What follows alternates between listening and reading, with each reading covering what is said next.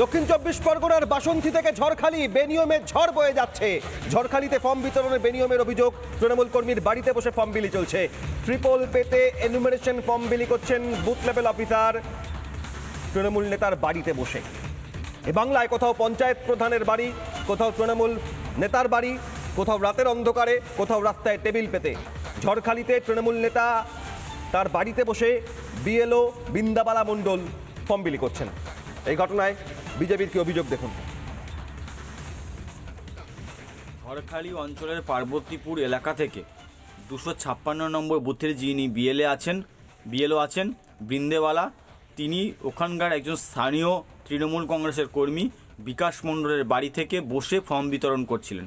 এবং এ বিষয়ে আমরা পর্যাপ্ত ডকুমেন্ট সহ আমরা ইলেকশন ওসি ব্লকের বিএলও এবং ইলেকশন কমিশন অফ ইন্ডিয়া এবং আমাদের সিইওকে আমরা পুরোটাই মেল মারফত অভিযোগ জানিয়েছি।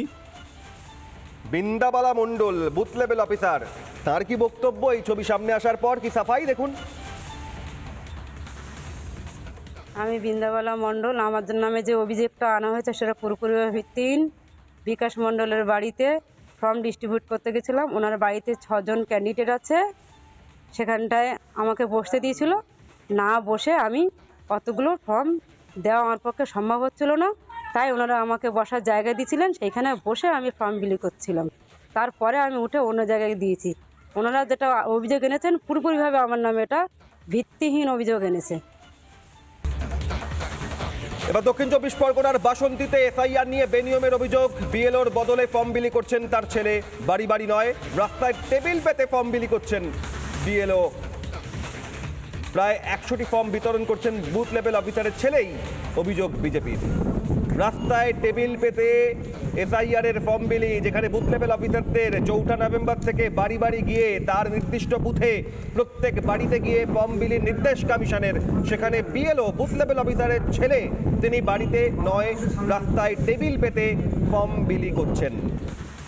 এই ঘটনায় বিজেপি নেতার কি অভিযোগ, স্থানীয় বিজেপি নেতা কি বলছেন দেখুন।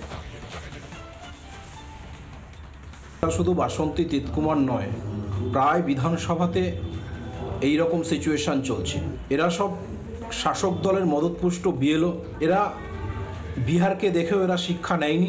আমি ভারতবর্ষের ইলেকশন কমিশনকে অনুরোধ করব, এদের নামে এফআইআর করে এদের ইমিডিয়েট গ্রেপ্তার করা উচিত।